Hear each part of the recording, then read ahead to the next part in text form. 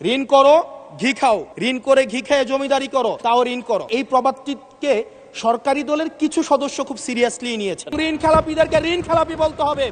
আমরা লজ্জা পাই একই সংসদ একসাথে শেয়ার করার জন্য। প্রাচীন ভারতের একটা প্রবাদ আছে, সেই প্রবাদেও একজন বলেছিলেন যে ঋণং কৃতা ঘৃতং পিবেত যাবৎ জীবন সুখেং কিবত। অর্থাৎ ঋণ করে প্রয়োজনে ঘি খাও, তাইলেও সুখে থাকো। ঋণ করো ঘি খাও, পরের ধনে পুদ্দারি করো, ঋণ করে ঘি খেয়ে জমিদারি করো, তাও ঋণ করো। আমার কাছে মনে হচ্ছে মাননীয় স্পিকার, এই প্রবাদটিকে সরকারি দলের কিছু সদস্য খুব সিরিয়াসলি নিয়েছেন। নিয়ে ওনারা ঋণ করো ঘি খাও তাও সুখে থাকো, এটাকে ওনারা এভাবে নিয়েছেন, ঋণ করো ঋণ খেলাপি হও তাও নির্বাচন অংশগ্রহণ করো।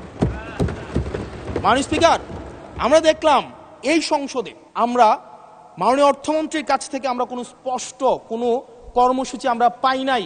কিভাবে ব্যাংকগুলোকে যেভাবে দলীয়করণ করা হয়েছে, ব্যাংকগুলোকে দীর্ঘ 17 বছর ধরে ব্যাংকের টাকা ঋণের নামে যেভাবে বিদেশে পাচার করা হয়েছে, সেই পাচারকৃত টাকাকে কিভাবে উদ্ধার করা হবে সেটার কিন্তু সুস্পষ্ট আমরা কোনো পলিসি পাই না। মাননীয় স্পিকার, আমরা গভর্নর সাহেবকে মাঝে মাঝে আমরা একটু আক্ষেপ প্রকাশ করতে দেখি, 4,80,000 কোটি টাকা বিদেশে পাচার হয়েছে, সেটাকে কিভাবে আনা যাবে সেটা নিয়ে আক্ষেপ প্রকাশ পর্যন্ত আমরা দেখি।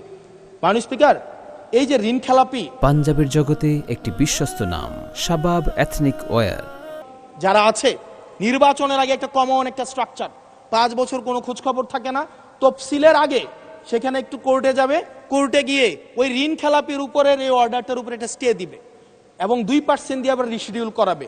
রিশিডিউল করিয়ে আবার নির্বাচন অংশগ্রহণ করবে, বিভিন্ন জায়গা থেকে টাকা পয়সা উঠায়া, এবং আগামী 5 বছর আবার এই ঋণ নিয়ে কোনো ধরনের আর কোনো খোঁজখবর থাকে না। জনগণের টাকা নিয়ে এই বিলাসিতা বন্ধ করতে হবে এবং ঋণ খেলাপিদেরকে ঋণ খেলাপি বলতে হবে। আমরা লজ্জা পাই একই সংসদ একসাথে শেয়ার করার জন্য, কারণ তারা জনগণের টাকা মেরে, যারা জনগণের টাকা ব্যাংক থেকে তুলে নিয়ে ঋণ খেলাপি হয়ে আবার জনগণের প্রতিনিধিত্ব করতে আসে, এই ঋণ খেলাপিদেরকে শাস্তির আওতায় আনতে হবে। এবং তারা যখন সংসদ সদস্য হয়ে নির্বাচিত হওয়ার পরেও যদি তারা ঋণ খেলাপি হয়, এমন একটি আইন প্রণয়ন করতে হবে তাদের সংসদ সদস্য পদ যেন বাতিল হয়। সেটি শুধুমাত্র সরকার দলের জন্য না, শুধু বিরোধী দলের জন্য না, সেটি বাংলাদেশের উন্নতি, প্রগতি এবং সমৃদ্ধির জন্য সেটি প্রয়োজন। এবং পরবর্তী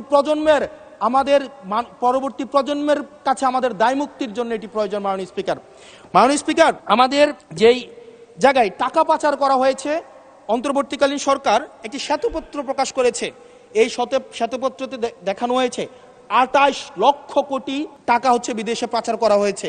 28-এর পরে কয়টা সংখ্যা হয় আমি ইংলিশ ডিপার্টমেন্টের ছাত্র, আর্টস ব্যাকগ্রাউন্ডে পড়াশোনা করছি, আমার মাথায় আসে না। 28-এর পরে কয়টা সংখ্যা হয়?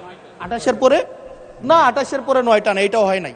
28-এর পরে 28 লক্ষ কোটি টাকা বিদেশে পাচার করা হয়েছে। এখন মাননীয় স্পিকার, যারা পাচার করেছে তারা সদর পেয়ে এখন হচ্ছে মাননীয় স্পিকার গুলশান, বনানী, ধানমন্ডি, এই দেশে এখন বুক ফুলিয়ে চলাফেরা করে। মাননীয় স্পিকার।